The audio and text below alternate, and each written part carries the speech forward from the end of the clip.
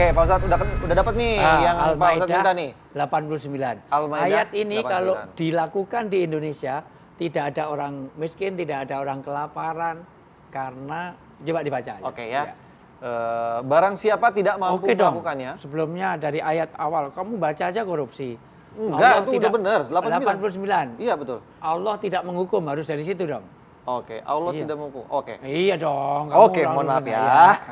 Allah tidak menghukum kamu disebabkan sumpah-sumpahmu yang tidak disengaja untuk ada bersumpah. sumpah yang tidak disengaja karena keterpaksaan. Misalnya, ini orang mau diperkosa, wah saya layani, tapi saya tak mandi dulu, gitu. Daripada dibunuh, saya layani. Iya. Demi Allah akan saya layani. Ternyata dia mau mandi dulu, tapi mandinya di Mabes Polri. Kabur di Mabes Polri. Iya. Tadi kan sudah sumpah tadi. Iya. Walaupun sudah habis mandi, sumpahnya nggak berlaku. Karena dalam keterpaksaan. Iya. Tetapi kalau sumpah disadari, apalagi ada fakta integritas tadi, Iya, iya. apalagi sudah ada komitmen yang jelas tertulis, apalagi diucapkan, dilegalkan, terus Lain ya. ya. Tetapi dia menghukum kamu disebabkan sumpah-sumpah yang kamu sengaja. Kalau sumpah sengaja, Allah ada hukuman. Dia Allah akan menghukum. Hukumnya apa? Maka kafaratnya denda pelanggaran sumpah ialah memberi makan 10 orang miskin. Memberi makan 10 orang miskin. Hari-hari 10 orang miskin itu semuanya akan dapat makan. Padahal hari-hari, mohon maaf, Dengan asumsi kalau banyak orang yang melanggar sumpah. banyak bang yang melanggar sumpah. Oke. Itu mohon maaf yang punya jabatan terus terang. Iya. Itu termasuk yang di situlah itu dekat itu ya. Lanjut. Ya. Yaitu dari makanan yang biasa kamu berikan kepada keluargamu. Jadi teman-teman yang Bang Nasir itu setiap hari harus ngasih 10 orang. Makanya beres selesai. Ya, terus? Atau memberi mereka pakaian atau memerdekakan seorang hamba sahaya. Terus? Barang siapa tidak mampu melakukannya, maka kafaratnya berpuasalah 3 hari. Ya. Itulah kafarat sumpah-sumpahmu apabila kamu bersumpah, dan jagalah sumpahmu. Demikianlah Allah menerangkan hukum-hukumnya kepadamu agar kamu bersyukur kepadanya. Jadi ayat ini pentingnya menjaga sumpah, menjaga janji, menjaga apa yang diucapkan, yang jadi komitmen, yang jadi fakta integritasnya ini. Orang harus punya integritas dong. Kalau itu dilanggar, ngasih makan 10 orang terus. Iya, dan memang kalau saya lihat atau saya dengar nih, ayat ini kan membuat kita punya komitmen nih Betul. dengan sumpah kita. Karena sumpah itu kan lebih tinggi derajatnya daripada janji. Betul. Ya kan? Tapi di sisi lain memang ketika orang melanggar sumpah tentu biasanya ada mekanisme orang itu dinyatakan melanggar sumpahnya sehingga dia membayar kafarat tadi itu. Ya. Jadi misalnya kalau menurut saya nih Ustaz, ketika misalnya saya bersumpah di depan Kinos misalnya, tiba-tiba saya melanggar sumpah itu. Sementara hanya kita dua yang mendengarkannya. Kan kalau misalnya Kinos bilang sama siapa, kan nggak ada saksi kalau saya melanggar sumpah.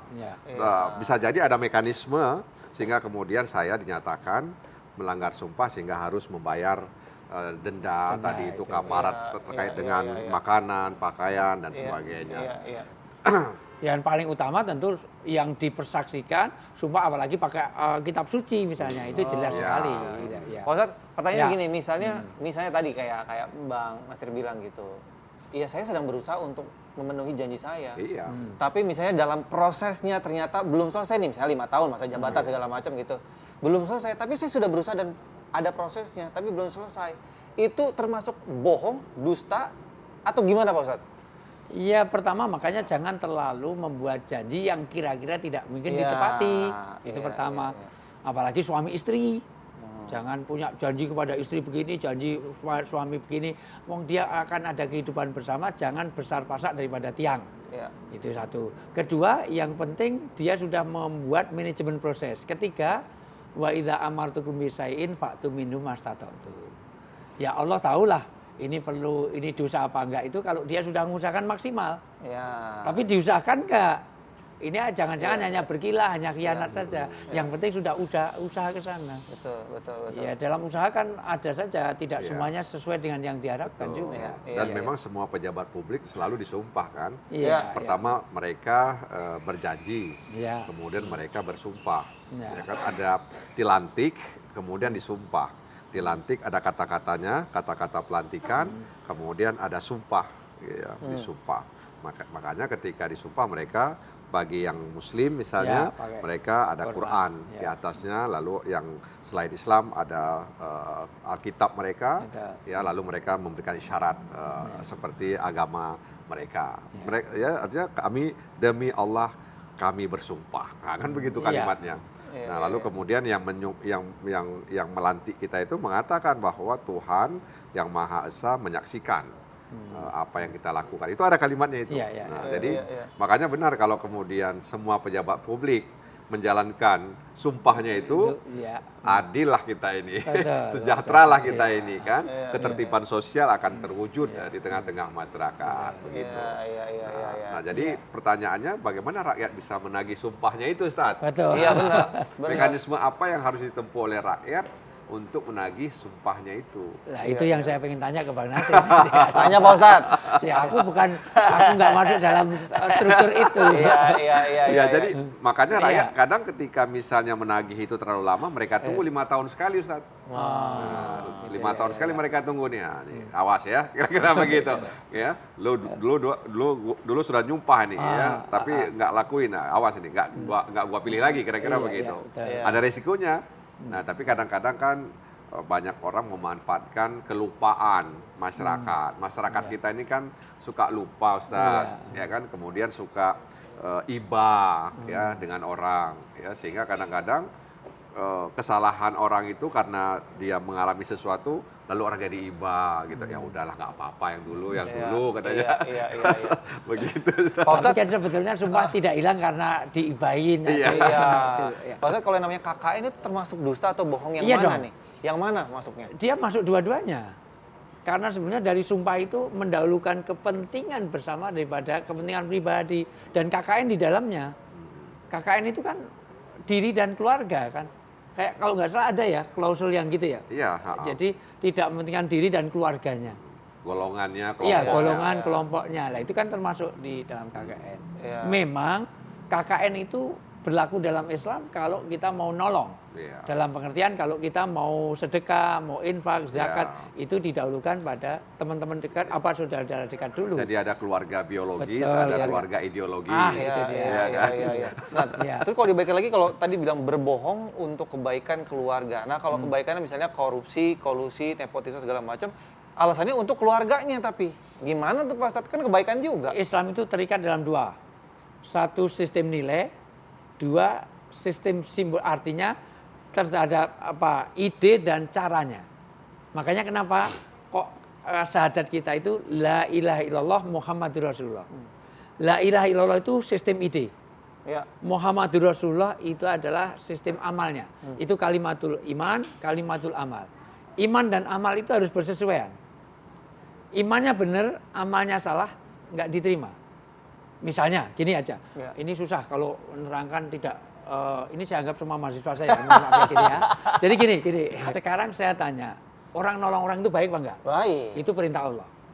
Tapi kalau caranya salah, tidak jadi kebaikan. Fauzi, handphonenya jelek. Saya kasih yang, seri terbaru. Tapi saya ngambil miliknya Mas Nasir. Handphonemu jelek, mending saya kasih. Ngasihnya baik, tapi caranya ngerampok. Kita jadi Robin Hood. Robin itu baik loh. Pahlawan bagi orang-orang miskin. Tapi caranya ngerampok miliknya orang kaya. Demikian juga itu. Baik, ngasih nafkah anak istri kan bagus. Tapi korupsi, gratifikasi. Ini caranya salah. Jangan cara-cara hanya mau ngasih Gina tapi ngambil jatah saya di sini. Iya. Gina itu istrinya, Pak. Gitu. Karena korupsi itu kan mengambil hak orang lain. Betul. Mengurangi hak orang lain. Kolusi itu juga bersekongkol kan.